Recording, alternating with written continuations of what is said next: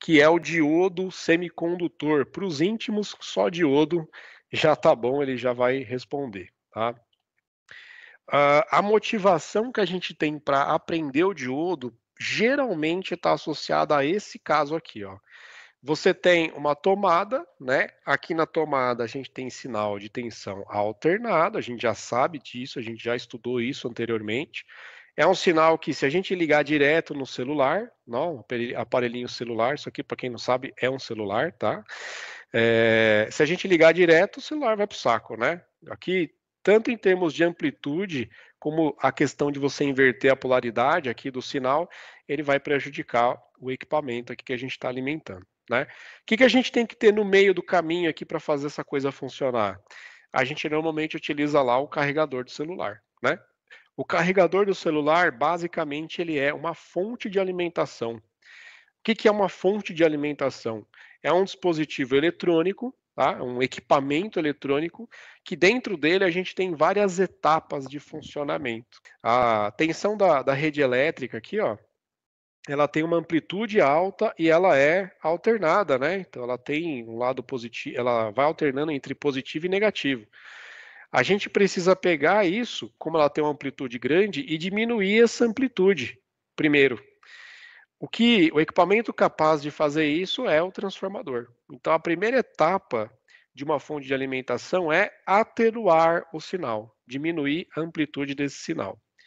Depois, a gente tem que pegar esse sinal que já está diminuído, né? Afinal de contas, geralmente um carregador de celular tem uma saída de 5 volts, e falando só em termos de tensão eficaz, a gente tem 127 volts aí, geralmente, na entrada aqui na alimentação da rede elétrica, né? Quando em alguns casos, em algumas regiões, trabalha também 220 volts, né? Então, quer dizer, eu tenho que diminuir a amplitude desse sinal para chegar próximo ali dos 5 volts. E além disso, converter ele de corrente alternada para corrente contínua. Uma das etapas que é responsável por fazer isso é a etapa do retificador, que é a etapa que a gente vai trabalhar agora, né? Mesmo sem aprofundar na questão do uso do diodo para retificação, a gente vai se preocupar em entender que o diodo é um dos componentes capazes de fazer isso daqui, né? Transformar um sinal de corrente alternada em corrente contínua. É lógico que ele sozinho não vai conseguir fazer todo o trabalho que a fonte faz, né? A fonte vai precisar resolver alguns problemas de ondulação no sinal, utilizando uma etapa de filtragem, e depois deixar com que o sinal de saída seja exatamente os 5 volts, que é o que a gente faz aqui na etapa de regulação.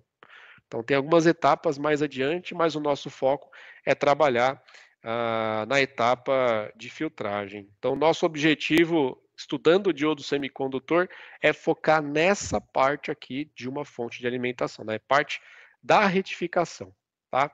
Geralmente, o que tem lá dentro é um circuito parecido com esse.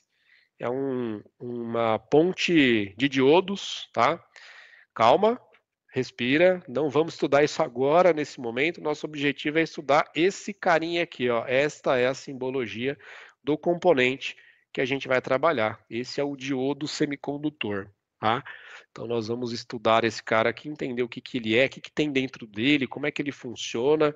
Bom, para a gente começar a falar de um diodo semicondutor, a gente normalmente começa pelo começo. E o começo é a gente falar sobre materiais que existem aí no meio da eletrônica, né? A gente já conhece materiais condutores e a gente já conhece materiais isolantes. Se pegar um cabo, por exemplo, como tem nessa fotinha aqui do lado, a gente tem dessas duas categorias. O material isolante é a capa do cabo e o material condutor, logicamente, lá é a alma, né? Onde tem lá o cobre, ou enfim, algum outro material que conduz a eletricidade. Então, tem algumas características aqui sobre eles, cada um deles, mas essencialmente você já tem uma ideia intuitiva do que é esse material condutor e do que é esse material isolante. Eu não gosto muito de ficar me aprofundando tanto nisso, mas essa primeira frase ela vai fazer sentido no que eu vou falar nos próximos slides. Nos materiais condutores, os elétrons da estrutura atômica do material, elas têm elétrons livres em grande quantidade. Em outras palavras, os elétrons eles estão fracamente ligados ao núcleo, né? Então eles têm um poder de mobilidade muito maior. Se eu aplicar uma diferença de potencial, eles acabam se deslocando de um lado para o outro, né? Com muito mais facilidade. E isso acontece justamente porque eles estão fracamente ligados ao núcleo e porque eles têm uma quantidade muito grande de elétrons livres. Coisa que não acontece quando a gente está falando de materiais isolantes, né? Então eles têm muito pouca movimentação quando você aplica uma diferença de potencial. E tem muita força que mantém eles conectados ao núcleo, né? E nas suas ligações atômicas e moleculares ali. Na verdade, é lógico, né? Tem muita gente que fala que todo material é isolante dependendo do nível de tensão, né? Experimenta aplicar, sei lá, 50 mil volts em algum material que você inicialmente achava que era isolante, você vai ver que pode acontecer ali uma condução, né? É claro, tudo tem limites, mas é o que a gente está dizendo aqui. Eles estão fortemente presos em suas ligações. Se eu quiser movimentar eles, eu vou ter que aplicar uma diferença de potencial extremamente alta, né? E é por isso que quando você pega lá uma ponta de prova de um multímetro, tem uma informação dizendo lá, ó, essa ponta de prova ela aguenta, sei lá, até 1000 volts. Ela segura, ela isola até 1000 volts. É justamente por isso. Acima de 1000 volts, o fabricante não garante que você vai ter isolação desse material, né?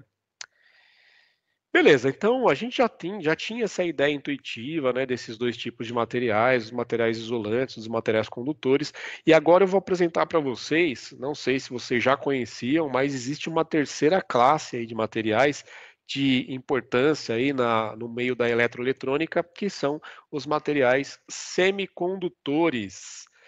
E essa figurinha do cidadão aqui em cima do muro vem bem a calhar, né? É um cara que ele tem uma resistência intermediária entre condutor e isolante. Meio que ele não é um condutor e também não é um isolante. Mas dependendo do caso, ele pode se comportar como um condutor, dependendo do caso, ele pode se comportar como isolante. Tá? Quimicamente falando, né, a gente tem aí como, vamos dizer assim, participantes o germânio, né, é um cara aí bem importante aí na categoria dos semicondutores, e o mais importante aí, talvez o mais importante, seja o silício, tá? Bom, a gente sabe que o diodo semicondutor, geralmente, os diodos, né, os circuitos integrados em geral, são quase todos eles fabricados em silício. Tem alguma coisa fabricada também em germânio, né, mas tem algumas características aí que acabam tornando o silício mais comum. Eles são cristalinos na sua forma pura, né? E ele tem os átomos distribuídos de uma forma uniforme. Se você pegar a estrutura atômica, puxa, quem não gostava de química aí na escola vai me xingar agora, né? Mas se você fizer a distribuição da estrutura atômica deles, eles possuem 4 elétrons na camada de valência, na última camada da distribuição eletrônica deles, tá? Nesse modelo aqui planetário dele, aqui a gente acaba tendo, né, 4 elétrons na última camada, né? Quimicamente é aquela coisa, né? Tem materiais que tinham mais do que 4, que tinham uma característica. Tinha materiais que tinham menos do que 4, tinha uma outra característica. Esse aqui tem exatamente 4, né? De um total de 8 possíveis. Então isso acaba classificando eles como materiais semicondutores. Aqui tem uma foto de cada um deles, tá? Caso você esteja andando na rua e chutar uma pedra brilhante, pode ser que você esteja chutando um pedaço de silício ou um pedaço de germânio.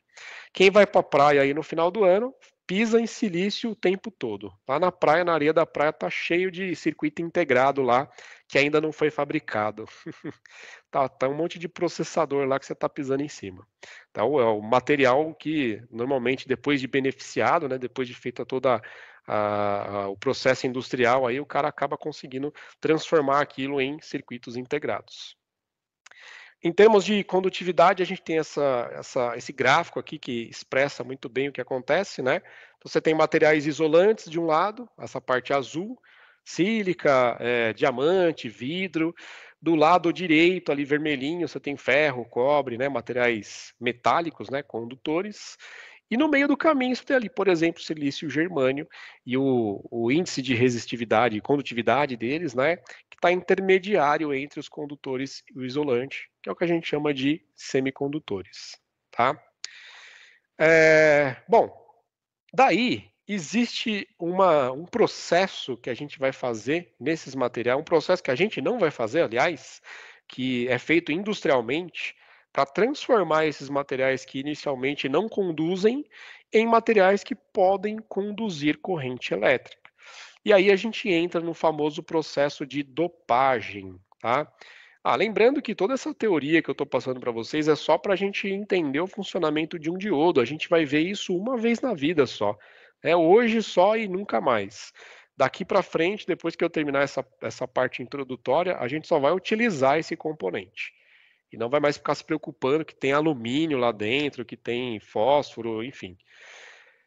O processo de dopagem, ele consiste em você jogar uma sujeirinha. Basicamente é isso. Você pega lá a estrutura atômica de um material, de um silício, por exemplo, aqui ó, um material neutro, e joga lá um pedacinho de algum material diferente. No caso aqui ele está fazendo a adição de alumínio, né, de alguns átomos de alumínio. Joga lá um pozinho de alumínio no meio da estrutura dele. Então ele já não vai mais ser um pedaço de silício puro, ele será um pedaço de silício dopado, ou seja, com uma impureza lá dentro, só que essa impureza ela tem uma razão de existir, né? Uma razão de ter sido colocada ali.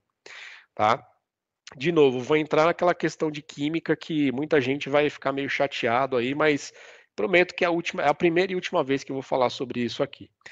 Existem impurezas que são trivalentes, né? Ou seja, que tem 3 elétrons na última camada. Aqui tem alguns exemplos: alumínio, índio, boro, galho. E depois a gente pode ter impurezas que são pentavalentes, ou seja, que tem 5 elétrons na última camada. Se a gente for comparar com o silício, as trivalentes elas têm 1 elétron a menos, né? Porque a estrutura do silício tem 4 elétrons na última camada. Nas impurezas pentavalentes, que tem 5, a gente tem 1 elétron a mais, né? Então, o silício tem 4, esse aqui tem uma a mais, tá? 1 elétron a mais. Então, como exemplo de pentavalente, tem fósforo, arsênio, antimônio e tem outros também aí. Esses são só alguns exemplos. O que a gente faz? A gente pega a estrutura aqui do silício, mistura um pouquinho de alumínio, por exemplo, que é um material trivalente, né? O que vai acontecer? Ó, tem várias partículas aqui de silício e o patinho feio aqui no meio do caminho que tem o fósforo aqui, aliás, o alumínio, né? Que tem 1 elétron a menos. Então, no final das contas, deixa eu até apagar o rabisco que eu fiz aqui. No final das contas, na estrutura do material formado, a gente vai ter uma lacuna. Olha só esse espacinho vago. Em química, quando falta um elétron, a gente fala que o material ficou positivo, né? Positivo porque está faltando um elétron na estrutura dele. Então é exatamente isso que vai acontecer quando a gente pegar uma quantidade maior desse material formado, né? Com várias impurezas dessa. É esse desenho que está ilustrando aqui.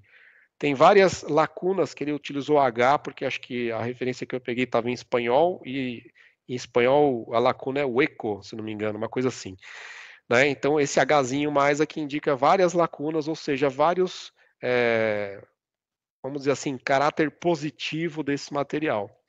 Em outras palavras, eu acabei de pegar um material semicondutor que não sabia se era se conduzia ou não, e agora eu transformei esse material semicondutor como um material que a gente pode dizer que ele é, de certa forma, positivo. Tá? Tem mais lacunas do que tem mais prótons do que elétrons, né? Tem espaços vagos ali no meio da estrutura dele. Da mesma forma, a gente pode pegar um material, de novo, o mesmo material semicondutor, um silício, a estrutura do silício, e em vez de adicionar um fósforo, aliás, um alumínio, eu vou adicionar um fósforo. Quando eu adiciono o fósforo, ele tem 5 elétrons na última camada, então ele vai ter elétrons a mais, elétrons em excesso. Se ele tem elétrons em excesso, a estrutura do material formado, aqui se eu pegar na quantidade maior aqui, vai ter muito mais elétrons em excesso. Ou seja, ele vai ter um caráter negativo. O material formado vai ter um caráter negativo. Então, nesse processo de dopagem, a consequência é que a gente vai ter dois tipos de materiais formados. O material que a gente chama de material do tipo N e outro material que a gente chama material do tipo P. O material do tipo N é o que a gente chama de material negativo e o material do tipo P é o material que a gente chama de material positivo. Caramba, professor, mas preciso saber de tudo isso? Bem, talvez sim, talvez não. É bom, eu gosto de falar bem rapidamente sobre isso, não gosto de aprofundar muito, porque a gente acaba não usando muito esses conceitos, mas o diodo ele é formado por esses dois materiais. Pronto, só falei tudo isso porque a gente pega esses dois materiais, tanto o material do tipo P como o material do tipo N, e a gente coloca um do lado do outro, né, faz uma bolachinha ali deles, né? E aí a gente vai ter finalmente um diodo semicondutor. Então, o diodo semicondutor ele é resultado da junção desses dois materiais. O material do tipo P é um semicondutor dopado com alumínio, por exemplo, e o material do tipo N, que é um semicondutor dopado com fósforo, por exemplo. Né? Um vai ter uma característica positiva e o outro vai ter uma característica negativa. Pessoal, normalmente quando a gente tem cargas negativas em excesso e a gente coloca perto de uma região onde a gente tem falta de cargas negativas, o que vai acontecer? A tendência é haver uma neutralização, e é isso que está acontecendo nesse espacinho. Naturalmente, quando você junta as duas estruturas dos dois materiais, naturalmente alguns elétrons em excesso que estavam aqui do lado direito, que estavam desse lado direito aqui, eles vão pular para o lado esquerdo para tentar neutralizar alguns espaços vagos, alguns espaços, algumas cargas positivas que a gente tinha do lado esquerdo. Então, nessa movimentação, quando sai um elétron daqui e vem para cá, ele acabou neutralizando uma partícula do lado direito e uma partícula do lado esquerdo. Isso vai acontecendo em uma grande quantidade e vai se formando nesse espaço aqui central uma zona que a gente chama de zona neutra, né? Uma zona neutralizada. Como essa zona neutralizada ela é formada de material semicondutor, a princípio ele se torna um material isolante. Essa zona a gente costuma chamar de barreira de potencial.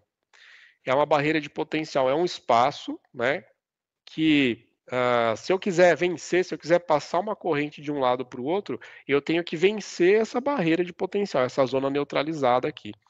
Se eu estiver trabalhando com com diodos fabricados de silício, eu tenho que aplicar no mínimo 0,7 volts para conseguir vencer essa barreira de potencial e fazer com que a corrente circule de um lado para o outro desse componente, tá?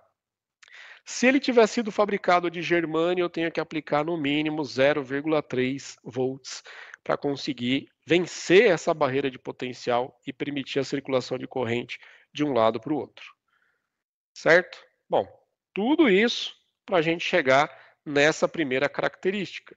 Quando a gente vai fazer, se vocês estiverem na oficina lá e utilizar um multímetro para fazer medição de diodo, para verificar se o diodo está bom ou não, a gente consegue, com o próprio multímetro, numa escala apropriada, aplicar uma certa tensão no diodo.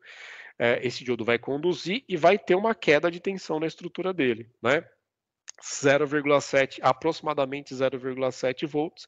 Se a gente medir 0,7, 700, 600 milivolts, significa que esse componente está em condições de uso. Se esse valor for diferente, ou for muito, muito grande ou muito pequeno, pode significar que esse componente está com problemas, não está funcionando corretamente.